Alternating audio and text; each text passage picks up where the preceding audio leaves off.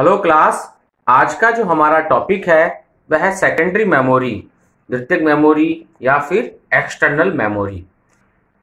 Secondary memory ऐसी memory होती है जो हम कंप्यूटर को बाहर से उपलब्ध करवाते हैं। इस सेकेंडरी मेमोरी को अगर हम डिवाइड करना चाहें तो इसको हम दो भागों में बांट सकते हैं। पहली सीक्वेंशियल एक्सेस मेमोरी और दूसरी direct access memory. Sequential access memory ऐसी मेमोरी होती है जिसमें डाटा को केवल एक क्रम में ही उपयोग में लिया जा सकता है। इस प्रकार की मेमोरी का जो उदाहरण होता है वह मैग्नेटिक टेप होता है, जिसमें केवल डाटा को एक क्रम में ही उपयोग में लिया जाता है।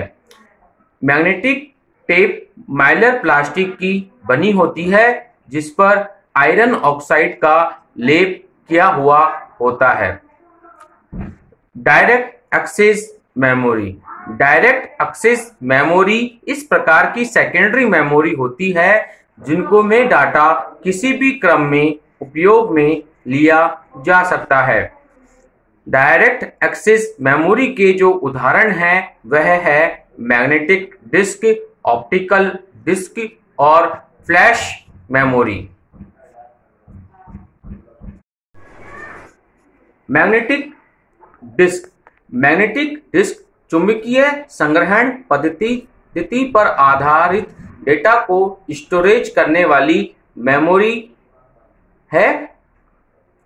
चुंबकीय डिस्क मुख्य रूप से दो प्रकार की होती है, फ्लॉपी डिस्क और hard disk.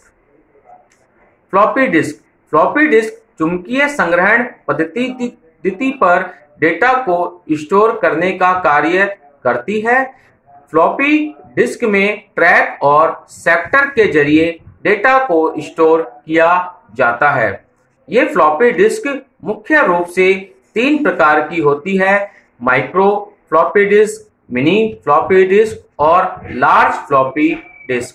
Micro floppy disk, ये फ्लॉपी डिस्क में को 3.5 व्यास के डायमीटर की होती है और इसमें 1.44 MB का डाटा स्टोरेज किया जा सकता है। दूसरी मिनी फ्लॉपी डिस्क, ये फ्लॉपी डिस्क 5.25 इंच की होती है और इसमें 1.20 MB का डाटा स्टोरेज किया जा सकता है। लार्ज फ्लॉपी डिस्क, ये फ्लॉपी डिस्क 8 इंच के डायमीटर की होती है, इसमें 2.88 MB का डाटा स्टोरेज किया जा सकता है। हार्ड डिस्क चुंबकीय संग्रहण पद्धति पर आधारित मेमोरी है। Hard disk HDD hard disk drive के अंदर रखी जाती है। हार्ड डिस्क को हम मास स्टोरेज डिवाइस भी कहते हैं क्योंकि इसकी डेटा की स्टोरेज क्षमता बहुत ज्यादा होती है।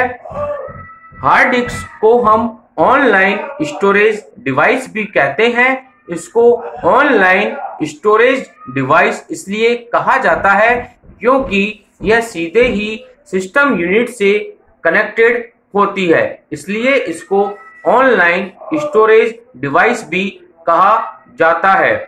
ऑफलाइन स्टोरेज डिवाइस ऐसी होती है जो सीधे सिस्टम यूनिट से कनेक्टेड नहीं होती है। इस प्रकार की डिवाइसेस को जो सीधे सिस्टम यूनिट से कनेक्टेड नहीं होती है वह ऑफलाइन मेमोरी डिवाइस कहलाती हैं।